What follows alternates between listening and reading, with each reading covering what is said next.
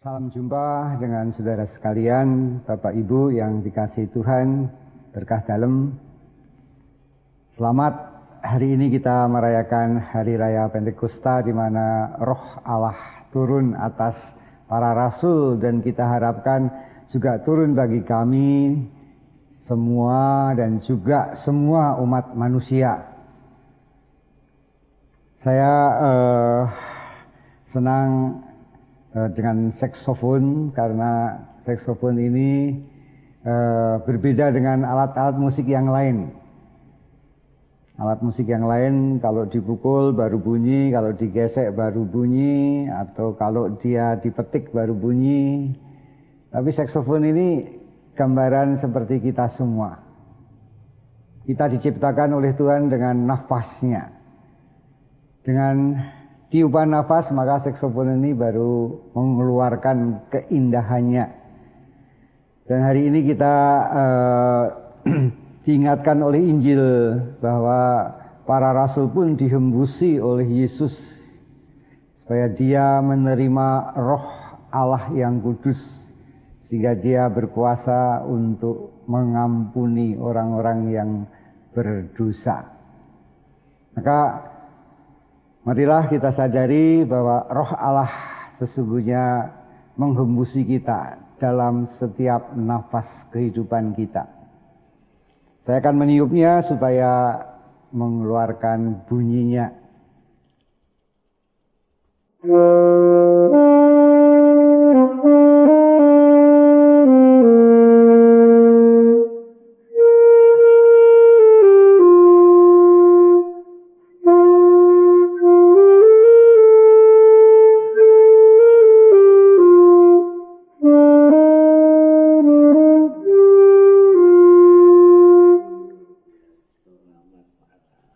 Selamat berjumpa Pak Kris, berkah dalam.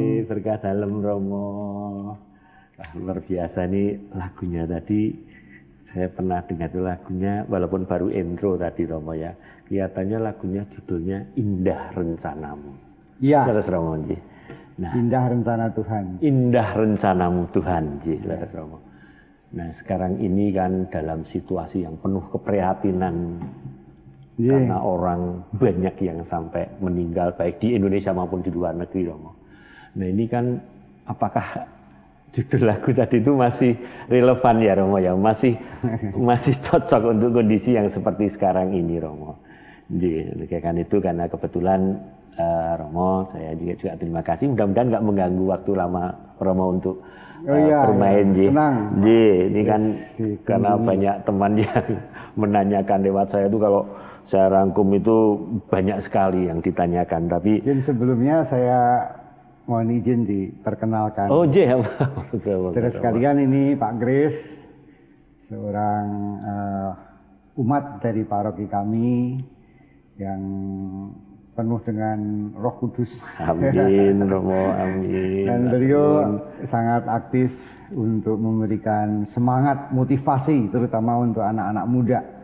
Ya, dan juga untuk banyak orang yang membutuhkan motivasi kehidupan. Terima kasih atas kehadirannya. Dan mari kita tadi mulai dengan apa bincang-bincang. Iya Romo, saking-sakingnya nih Romo, saking-sakingnya pengen ketemu Romo dan saya pengen segera mau menanyakan kondisi yang seperti sekarang ini. Kok kebetulan Romo pas membawakan lagu tadi Indah Rencanamu tadi Romo.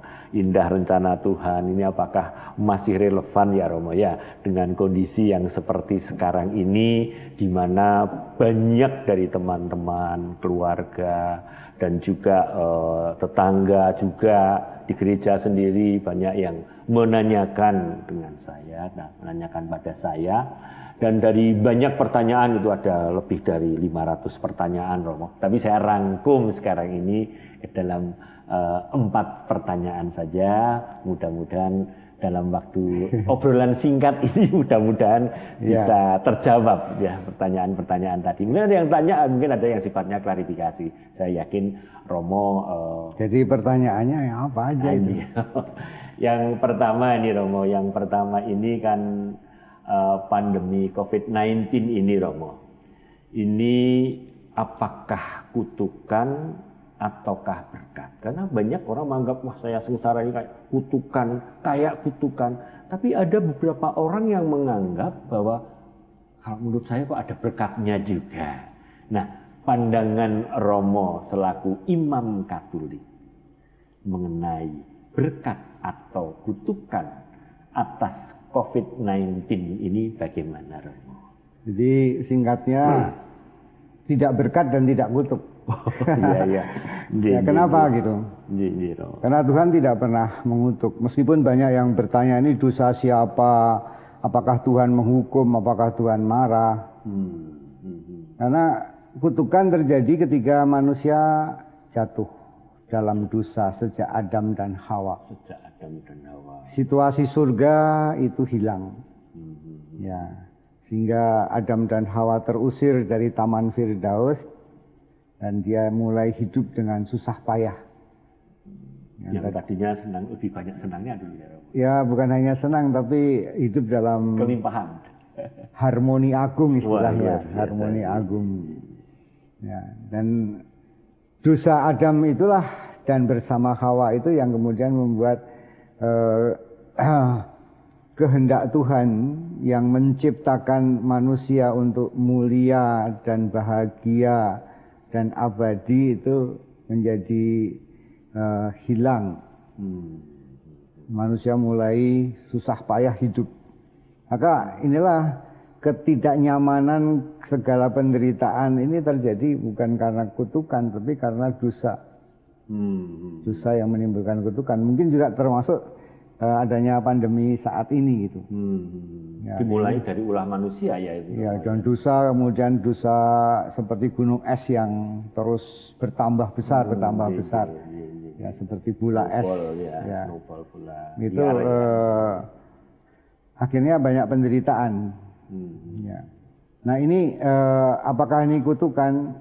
Bukan. Ini sesungguhnya adalah kedosaan manusia. Pasti. Tapi dosa siapa saat ini? Apakah ini ada yang membuat sengaja dan seterusnya? Ya kita nggak tahu. Tapi dosa manusia ini menjadikan penderitaan. Di mana ada dosa, di situ ada penderitaan. Padahal manusia itu seharusnya berkat. Ya. Bahwa kita diberi hidup ini adalah berkat Tuhan.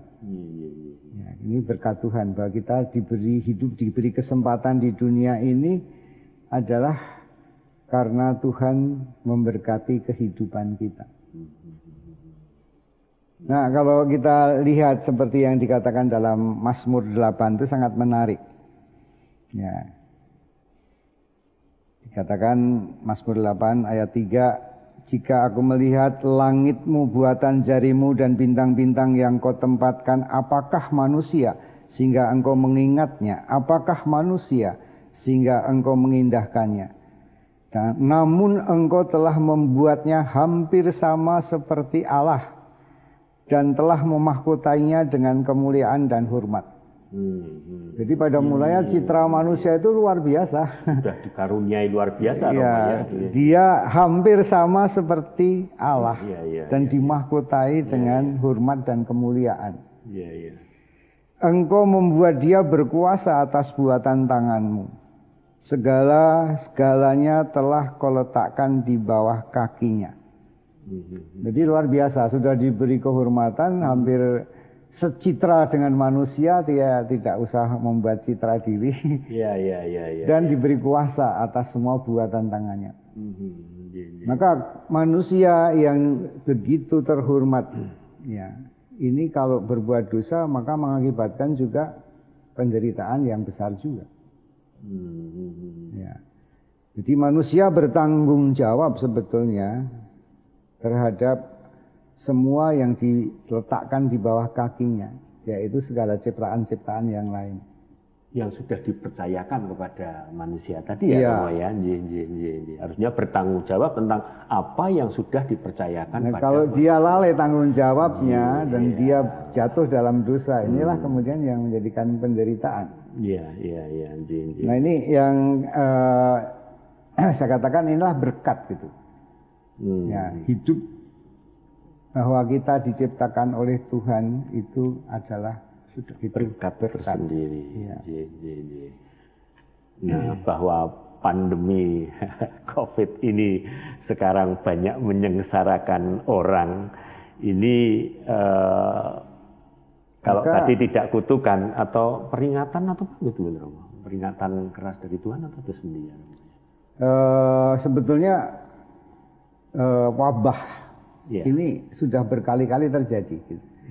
Mulai wabah, dulu pernah wabah sampar, wabah pes, ada wabah MERS, ada begitu banyak, Ebola dan seterusnya.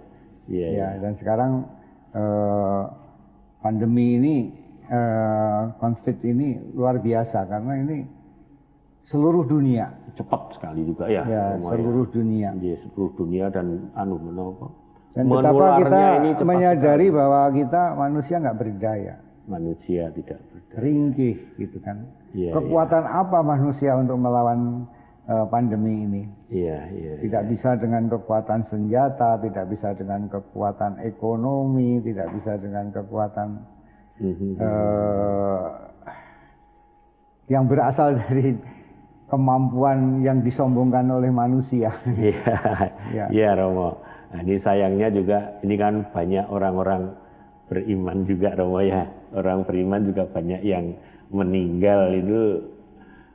Apakah ini juga akibat kesalahan atau dosa atau gimana, Romo?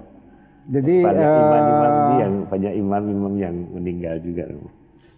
Kalau saya melihat ini menarik, ya, menarik bagaimana orang-orang mensikapi perubahan ini. Ya. Ada yang takut, khawatir, marah, putus asa. Ya, dan itu begitu banyak orang-orang yang menghadapi ini tidak siap. Dan mereka mengatakan lebih baik kita menghadapi gempa 1 hari kemudian selesai daripada menghadapi virus yang kapan berakhirnya juga nggak tahu gitu. Jadi menjadi pertanyaan yang besar gitu. Jadi menghadapi ini banyak orang yang akhirnya dalam arti tertentu galau, paranoid dan seterusnya. Yang kedua, banyak juga orang-orang yang menyalahkan dalam keadaan situasi ini. Ya, bisa menyalahkan pemerintah, bisa menyalahkan juga mungkin ini negara mana, bangsa mana, itu sudah mulai kemarahan-kemarahan, menyalahkan orang lain, gejala umum. Jadi selalu orang kalau menghadapi masalah banyak yang mencari kambing hitam juga. Dan ketiga, ada juga orang-orang yang justru mencari keuntungan gitu. Di tengah penderitaannya ada mencari keuntungan ekonomi, popularitas, ada yang mencari keuntungan juga politik. Nah, ini yang menurut saya sangat menyedihkan gitu.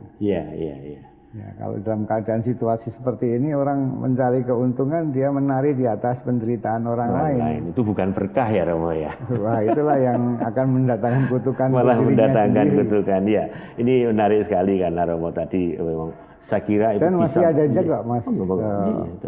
Banyak juga yang akhirnya berubah. Ya.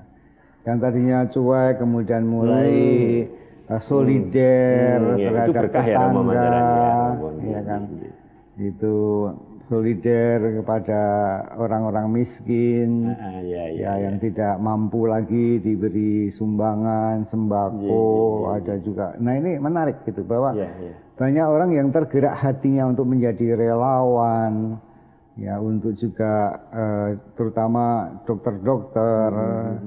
Bahkan juga tokoh-tokoh pemimpin kita banyak yang berubah juga, yang tadinya mungkin dia menjabat mau mencari kuasa, jadi sekarang dia mempunyai hati untuk berdamai dengan orang-orang yang mau menjamin kesejahteraannya. Ini menarik, kita kelihatan pemimpin-pemimpin yang sungguh punya hati ini bermunculan sekarang. Jadi kalau saya boleh jadi kita tidak melihat bahwa kenapa orang beriman, jangan melihat konsentrasi ke sananya, kapan berakhirnya bukan melihat, tapi lebih kepada sikap kita gitu ya Romo ya. Iya. Sikap kita di dalam menghadapi COVID-19 yang sedemikian ngeri tadi, itu dengan cara-cara yang bijaksana gitu ya Romo ya. Jadi ya itu memang banyak, ya Iya. akhirnya kita harus melihat gitu bahwa di manakah ya iman seseorang itu akan muncul ya, di saat pandemi ini. Jadi ada semacam juga blessing in disguise, Blessing ya. in disguise, Di ya. tengah-tengah kericuan banyak orang-orang yang juga Memperoleh manfaat. akhirnya menampakkan jati dirinya, ya, jati dirinya yang sesungguhnya. Dan ini akhirnya merupakan semacam pemurnian dari dunia ini. Ya, karena bukan hanya 1-2 orang, tetapi perubahan yang terjadi dengan menyadari keringkihan.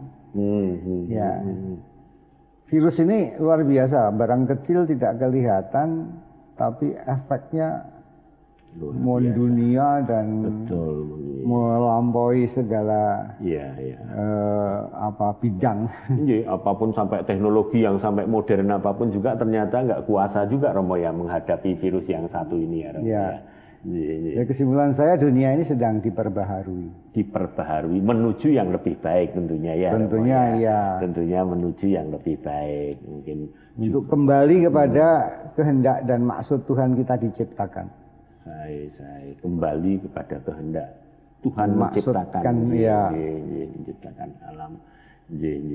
Nah, kalau tadi kita sikap kita dalam menghadapi semacam ini tadi dengan yang bijaksana, dengan lebih berkompromi, dengan jangan panik gitu, tapi melihat biarkan badai pasti berlalu, katakanlah demikian. Ini kan sifat-sifat konstruktif ya, pemikiran yang konstruktif ya, yang baik. Nah, bagaimana Romo supaya kita kembali pada apa yang dikehendaki Tuhan, mari kita minta hikmat dari Tuhan. Hikmat dari Tuhan. Ya. Dalam keadaan seperti ini banyak orang yang akhirnya kembali ya pada yang paling penting, akhirnya kita ini relasi dengan Tuhan. Relasi dengan Tuhan. Ya, kita lahir sendiri dan kita juga nanti mati sendiri juga. Ya, tapi bagaimanakah relasi kita dengan Tuhan ini sekarang diperbaharui. Diperbaharui. Dan bukan hanya relasi kita dengan Tuhan diperbaharui, tetapi akhirnya juga relasi kita dengan orang-orang yang dekat dengan kita. Itu diperbaharui juga. Relasi kita dengan orang lain diperbaharui juga. Dan pembaharuan ini menjadi sangat interesan bagi saya karena banyak orang yang kemudian berubah menjadi lebih baik. Ya. Keluarga misalnya. Sekarang banyak orang yang kembali ke rumah. Bahkan ada anak kecil yang mengatakan, Romo sekarang bapak saya yang hilang pulang. Bukan hanya anak yang hilang pulang Romo ya. Iya, tapi ada bapak hilang, ada mungkin istri atau istri hilang juga kembali Romo. Ibu yang hilang dan anak menikmati itu gitu loh. Dan menurut saya ini suatu berkah. Berkah juga Romo. Bahwa Tuhan mau supaya keluarga menjadi gereja kecil. Tuhan mau coba sungguh-sungguh keluarga menjadi mungkin juga restoran di mana yang tadinya tidak pernah masak, ibu-ibu mulai jajan belajar tadinya masak, beli, sekarang masak sendiri dengan itulah. bumbu cinta kasih gitu Romo ya. Dan ya itu menarik. Jadi pelayanan akhirnya melalui online dan lain sebagainya menyapa orang sampai ke tempat tidur. Tadinya yang sampai ke tempat tidur, TV yang kita nikmati hanya hiburan-hiburan, sekarang ada kehadiran rohani di situ. Nah, ini hikmat yang bisa kita petik. Tetapi juga mari kita lihat gitu, apa hikmat Tuhan. Yang menurut saya sangat penting adalah manusia itu seringkali lupa dan menjadi sombong. Seperti kalau kita baca Kejadian 11 ayat 1 sampai 9, bagaimana dulu manusia mau menyamai Tuhan dengan membuat menara Babel. Menara yang sampai ke langit, mencakar langit. Supaya dekat sama Tuhan. Ya, dan dia mau menyatukan semua dunia ini dalam kekuatan dia. Tapi akhirnya hancur gitu. Nah, menurut saya kesombongan manusia ketika dia tidak lagi mendengarkan ya suara Tuhan dan mengikuti, ini yang kemudian akhirnya hidupnya tidak lagi sesuai dengan tujuan diciptakannya. Tujuan diciptakan Tuhan itu adalah keabadian. Bahwa kita ini tidak hanya diberi hidup di dunia ini, tapi hidup kita ini akan abadi selamanya. Nah, kalau gitu ada hubungan nggak dengan jadi kalau tadi disampaikan ada suatu kesalahan, ada suatu mungkin karena pertanggungjawabannya yang nggak benar, jadi ada hubungan antara hikmat dan pertobatan itu sendiri. Iya, bahkan kita kemarin ada istilah yang menarik dari Bapak Uskup, yaitu pertobatan ekologis. Pertobatan ekologis. Ya, sesuai dengan anjuran Bapak Paus kita dengan ensiklika Laudato Si. Ya, kita sepanjang bulan Maria berdoa. Bulan Maria mencintai bumi. Mencintai bumi. Ya, kesombongan manusia kembali lagi itu merusak alam ternyata. Ya, sehingga ada orang mengatakan, lihatlah sekarang ini bumi tersenyum. Ya, udara segar. Jakarta Romo, polusi udara 62% turun. Ya, kemudian tidak ada asap lagi. Pemanasan global berkurang drastis. Mulai kutub utara, kutub selatan mulai banyak mencair lagi. Es mulai membeku lagi. Langit biru, laut biru, dan seterusnya. Alam mulai tersenyum, dia bilang. Maka janganlah kita merusak alam ya dengan kesombongan, merusak air dengan limbah-limbah industri, merusak udara dengan polusi-polusi, merusak bumi dengan tambang-tambang atau tanaman-tanaman yang ditebangi, dan merusak apalagi laut, terumbu-terumbu karang yang hancur, sehingga itulah kesombongan di mana manusia mengeksploitasi alam.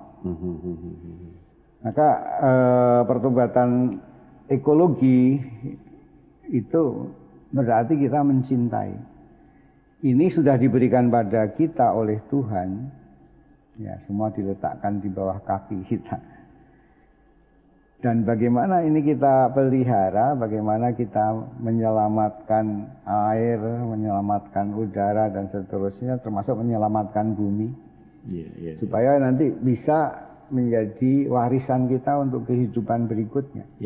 Kalau tidak, dengan kesombongan kita yang mengejar keuntungan atau sesaat saja saat mereka masih hidup saja kadang mengabaikan generasi pewarisnya yang nanti akhirnya kita akan hancur seperti dinosaurus. Itu yang namanya pertobatan ekologis tadi ya, perubahan sikap apa yang ini kelihatannya jadi perubahannya sikap ini justru karena virus itu tadi, dimulai dari virus tadi ada ini, lalu kemudian orang tidak bertransportasi dan sebagainya sehingga polusi ini dan sebagainya menjadi berkurang, ini juga mengharuskan kita banyak orang yang kemudian mulai bercocok tanam, mulai hidroponik, tidak menggunakan plastik, styrofoam dan sebagainya. Ini kesadaran ini menjadi sangat penting gitu. Sikap untuk sadar akan kesalahannya dan dengan apa yang ada sekarang ini berkreasi mencintai alam, ya. Lalu ada yang mungkin berkreasi mencari penghasilan alternatif, Romo, karena kemudian usahanya ditutup. Oh ya, manusia itu semakin ditantang semakin berkembang. Nah, tapi marilah kita sadari bahwa hikmat dari Tuhan, ya, yang kita diciptakan oleh Tuhan untuk menjadi berkat, ini sangat penting gitu. Jadi inilah yang kita perlukan hari-hari ini dengan pertobatan. Pertobatannya. Ya, bertobat untuk hidup sesuai dengan kehendak Tuhan. Ya, kembali kepada apa yang dikehendaki Tuhan, karena banyak yang sekarang karena alasan tertentu seolah-olah dia masih sekedar mensyukuri Tuhan, tapi banyak yang sudah kelewat kayaknya, Romo ya, ini jadi sehingga lupa akan tanggung jawabnya untuk memelihara alam itu tadi. Ya, disinilah ketika kita selama sebulan ini berdoa bersama Bunda Maria, ya kita diingatkan bahwa Bunda Maria itu selalu hadir di saat anak-anaknya membutuhkan. Ini menarik sekali ini, ya, dia selalu mengunjungi, dan disebut penampakan di Medjugorje, penampakan di Lourdes. Dan bagi saya yang paling menarik ini penampakan Fatima. Penampakan di Fatima tahun 1917, ya, satu abad yang lalu. Ya, 1917. Mungkin Pak Krisno pernah berziarah ke sana. Jadi, Romo, Fatima sebelumnya. Fatima itu kan negara bagian dari Portugal ya, kalau di Romo ya. Jadi, nah itu kebetulan saya punya teman baik yang lahirnya juga di Portugal, Romo. Nah, namanya Cristiano Ronaldo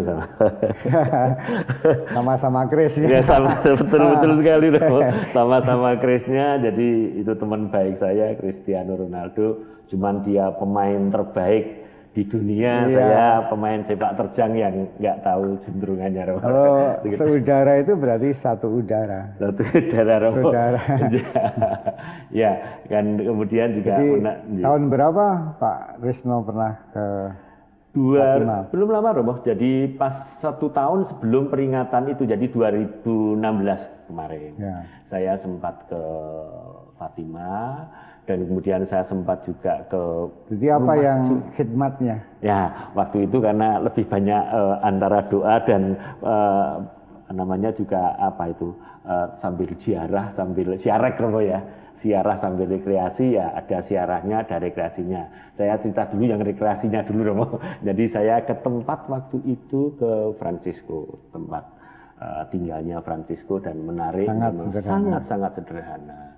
Dan kemudian, sekarang yang terkait dengan siarahnya tadi, yang menarik sekali di antara penampakan Bunda Maria, baik khususnya yang pertama di Bernadette maupun yang di Fatima. Nah, yang di Fatima ini tadi, Romo. Yang di Fatima ini terutama di penampakan yang terakhir, yaitu di 13 Oktober 1917 tadi. Itu saat itu kok, tapi monggo ya Romo ya, ini Maria benar-benar memberikan jawaban atas pertanyaan dari Lucia. Yang waktu itu Lucia menanyakan, apakah yang engkau kehendaki dariku? Nah, lalu ada 3 jawaban waktu itu dari Maria. Jadi yang pertama tentunya bangunlah kapel. Tapi yang kedua, supaya umat sekarang ini harusnya bertobat dan mohon ampun. Ya, yang ketiga tentunya, ini yang ketiga. Yang kedua justru rosario supaya dihidupkan. Doa setiap hari rosario, sehingga kalau kita ini sekarang pada rosario setiap hari, ini memang dianjurkan sejak tahun 1917, yang diingatkan kembali sampai ke 6 kali kalau kayak gitu. Bunda Maria itu mengingatkan kembali itu sampai 6 kali untuk supaya kita doa rosario. Baru kemudian di yang terakhir setelah doa rosario, kemudian supaya umat bertobat dan mohon ampun. Baru kemudian sebelum terakhir tadi beliau membisikkan dengan penuh kehibaan, jangan lagi menyakiti Tuhan Allah, menghinakan Tuhan Allahmu, ya bukan menyakiti ya, menghinakan Tuhan Allahmu.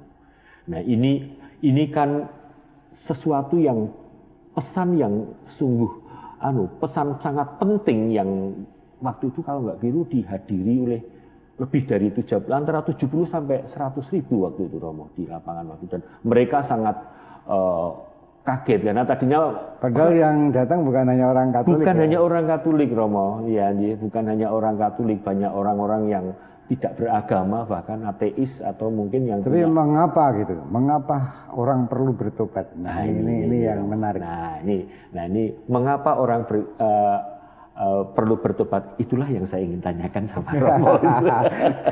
Kalau saya hanya ingat bahwa di situ ada harus bertobat, tapi mengapa itu harus bertobat? Nah, itu salah satu yang mau saya tanyakan Romo. Iya, karena waktu itu terjadi pemurtatan di mana-mana, pemurtatan. Bahwa orang tidak lagi ingat Tuhan, tidak lagi menyembah Tuhan. Mereka menyombongkan diri dengan penemuan-penemuan teknologinya, mulai dengan segala macam budaya-budaya yang mengejar kesenangan, kesenangan dan material. Ya. Sehingga agama ini udah nggak perlu gitu. Ya, kita pun geser ya Romo ya. Kita menjadi sekular ya, jadi itu. Ya. Yang kedua itu ada bahaya komunis. Pada waktu itu ya Romo ya. 1917 Komunis. itu kelihatannya juga ada hubungannya dengan 1920 di Indonesia Romo ya. Oh ya, itu menyebar sampai kemana-mana. Sepertiga penduduk dunia itu menjadi komunis. Dan komunis sangat anti orang beragama. Dikatakan bahwa agama itu adalah candu. Ya, candu rakyat. Atau bahkan mungkin dianggap virus waktu itu Romo. Bisa jadi menjadi virus. Iya. Jadi orang tidak perlu lagi agama, tidak perlu lagi Tuhan. Bagi mereka mungkin berdoa itu makan waktu gitu ya, malahan ya. Habis-habisin waktu kali ya. Nah itu. Iya. Sehingga disitulah Bunda Maria memberikan pesan, bukan hanya pertobatan. Tapi pertobatan supaya orang kembali pada Tuhan, menyembah Tuhan. Iya. Dan itu yang istimewa ya. Istimewa bahwa Bunda Maria tidak hanya menampakkan pada Jacinta, Francisco dan Lucia ya pada awalnya. Pada Bernadette ya. Tapi Bunda Maria memang menampakkan pada anak-anak kecil ini situasi neraka yang bernyala-nyala.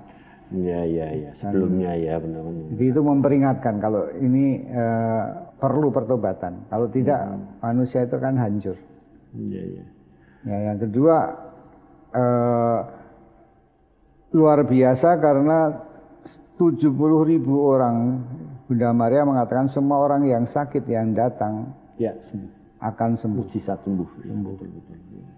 Dan itu kalau digambarkan indah sekali, seperti matahari yang berputar-putar, menari-nari, mendekat pada bumi dan menjauh lagi. Itu semua dirasakan oleh semua orang yang datang pada saat itu ya Romo ya. Sehingga itu dimuat di koran-koran juga yang mungkin justru beraliran komunis. Termasuk yang memuat karena dia menyampaikan fakta kan Romo ya waktu itu. Iya. Juga orang-orang Mormon yang tadinya memusuhi gereja lain, akhirnya mereka bertobat gitu. Ini pertobatan yang luar biasa. Dan menurut saya saat ini juga pertobatan ini sangat relevan. Ya, ada relevansinya dengan sekarang ini, kondisi sekarang ini ya. Tuhan menghendaki apa terhadap kita.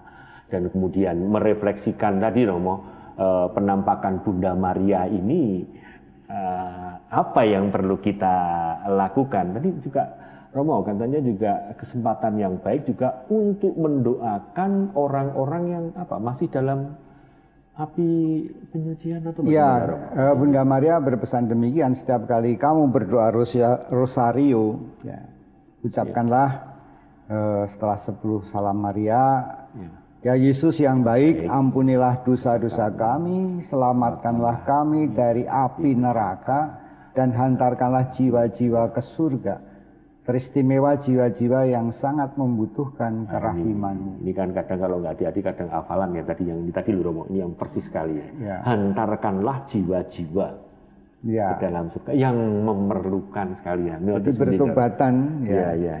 Bertobatan bagi yang masih bisa dan mau bertobat yang masih di dunia ini. Yang masih di dunia ini. Tetapi bagaimana dengan orang-orang yang percaya tetapi belum sempat bertobat dan meninggal gitu. Oh, itulah yang tadi di jiwa-jiwa yang masih membutuhkan kerahiman. Kerahimanmu. Kita percayakan purgatori, api pencucian. Api pencucian. Jadi baiklah kita menolong mereka dengan doa-doa kita. Iya. Supaya orang-orang yang kita doakan kalau dia kemudian masuk dalam kemuliaan surgawi, mereka ganti mendoakan kita juga. Ya, harus. Jadi kalau gitu kita tuh kadang ke makam mendoakan orang tua, para leluhur kita tuh baik-baik saja ya Romo ya. Oh ya, dimanapun kita bisa baik di gereja. Iya, kita sambil entah di makam kita mendoakan, nanti kan juga ada, bukan pamrih ya Romo, hadapan saya nanti kalau kita suatu saat sudah di sana juga anak cucu kita juga akan ikut mendoakan ya Romo. Dan kita juga bisa minta doa kepada Bunda Maria, kepada para kudus. Tadi, Bunda Maria. Karena kita persekutuan para kudus. Jadi kita bisa mendoakan mereka yang belum sampai ke surga, dan yang dari surga pun bisa mendoakan kita. Ini pertolongan para kudus. Iya. Ini kan karena tadi Romo ada banyak pertanyaan tadi, kalau saya supaya nanti kalau saya ditanyai lagi, mungkin ada beberapa pemirsa yang langsung bisa melihat obrolan kita ini, mungkin langsung bisa memperoleh manfaatnya. Jadi kalau nanti saya tidak ditanyakan kan ada beberapa hal yang perlu diklarifikasi lagi. Jadi Romo, yang pertama tadi kalau kita lihat bahwa bagaimanapun juga virus ini mau dikatakan kutukan atau sangat tergantung orang yang melihat dan menyikapi ya Romo ya, tadi sikap kita ya Romo. Iya. Jadi ada yang menarik menurut saya. Menariknya begini. Positive thinking is good. Good, ya. Tapi positive thinking itu mulai dengan positive seeing. Positive seeing, melihat segala sesuatunya itu dengan kita sebagai orang beriman mempunyai kacamata iman. Ya. Dan yang menarik itu justru kalau saya menggunakan kacamata iman, Tuhan sedang mengembalikan dunia, manusia dunia ini pada apa yang dikehendakinya. Yaitu bahwa kita ini mempunyai tujuan hidup abadi. Bahwa kita ini sesungguhnya diberi martabat mulia dan berkat. Maka kita harus menjadi berkat. Berkat. Maka gejala yang muncul bagi saya sangat menarik. Pertama, banyak orang kemudian murah hati, mengasihi sesamanya, berbagi karena sama-sama penderitaan juga menjadi berkat, kan? Mereka mulai ingat Tuhan, bahwa Dia tidak ada apa-apanya ketika menghadapi virus corona. Hanya Tuhan yang menjadi pelindung kita. Dan Tuhan merencanakan sesuatu yang baik. Dan kedua, gejala kesucian. Orang mulai menyadari bahwa kita perlu menyucikan diri kita dengan mencuci tangan, dengan pakai masker. Tapi juga suci hatinya. Karena kita nggak tahu virus ini tiba-tiba mungkin ada di dekat kita, betul. Dan mungkin sebentar lagi saya bisa dipanggil Tuhan juga. Maka orang harus mempersiapkan diri dengan menyucikan dirinya.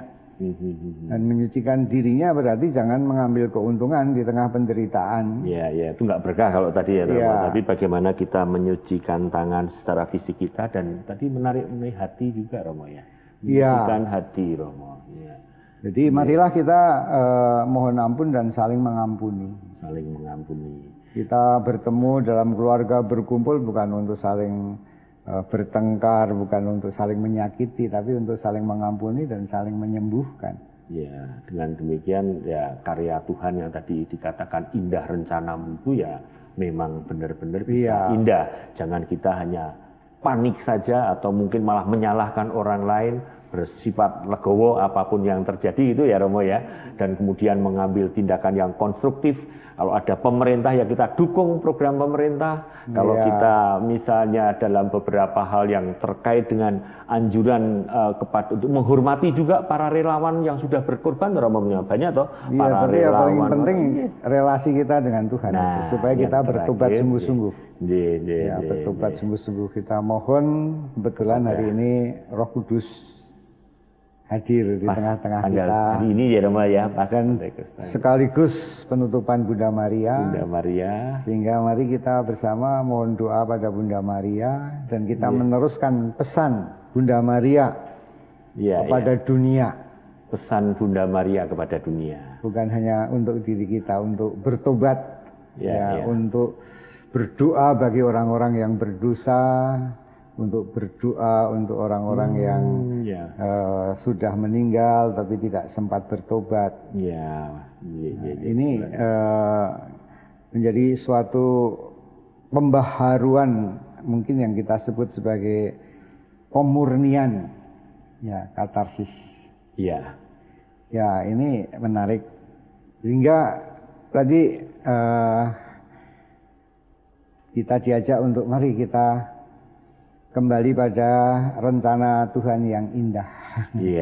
Bagaimana ternyata dalam situasi yang sepanik ini nggak usah khawatir karena ada Bunda Maria, ada Yesus harapan kita, dan berarti kita masih bisa menikmati dan memang ada relevansinya dengan lagu pembukaan tadi. Mari kita bertobat supaya menjadi berkat. Mari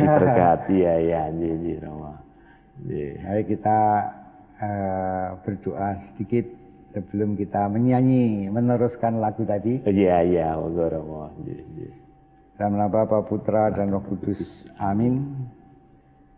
Kami mengucap syukur padamu Tuhan, pada hari ini kami merayakan kehadiran Roh Kudus di tengah-tengah kami. Semoga kehadiran Roh Kudus senantiasa semakin menjadikan gerejamu kudus dan menjadi pertolongan bagi banyak orang-orang yang mencari Engkau. Kami berdoa agar kami disucikan dan dikuduskan dari dosa-dosa, juga bagi semua orang yang berdosa agar mereka disucikan. Kami serahkan semua beban jiwa kami, ketakutan, kekhawatiran, kemarahan, kesedihan, kekecewaan, keputusasaan, agar kami Kau beri kelegaan dalam kekudusan-Mu. Dan hari ini kita berdoa untuk musuh-musuh, untuk semua orang yang berbuat jahat, untuk semua orang yang melakukan tindakan yang tidak sesuai dengan kehendak Tuhan. Kami mengampuni mereka, menguduskan mereka dan menyucikan mereka, juga semua musuh-musuh yang mengancam kehidupan kami. Kami kuduskan ya Tuhan. Kami berdoa, mohon Roh Kudus menyembuhkan orang-orang yang sakit. Dikuduskanlah orang-orang sakit dari sakit penyakit, entah dari virus maupun juga dari semua COVID-19 dan banyak penyakit. Disucikanlah Engkau, disucikanlah oleh Engkau ya Tuhan. Dan kita berdoa agar kita dibebaskan dari semua roh jahat dan kuasa setan, kuasa iblis, dari semua kutukan dan tulah. Karena kuasa Roh Kudus yang turun atas kita, maka kita dipenuhi oleh Roh Allah sendiri. Ya Tuhan, berkatilah kami semua, berkatilah semua orang yang berkehendak baik, dan semua orang yang menolong sesamanya, biarlah mereka menjadi berkat, dan Kau kuatkan para tenaga medis maupun juga semua orang-orang yang berbuat baik untuk mengatasi masa-masa pandemi ini. Kami bersyukur karena Tuhan memberkati kita dan semoga saudara sekalian yang bersama kami berdoa hari ini dipenuhi oleh Roh Allah yang kudus dalam persatuan dengan Bapa, Putra dan Roh Kudus. Amin. Amin. Mari kita bersama menyanyikan lagu Indah Rencana Tuhan. Tuhan.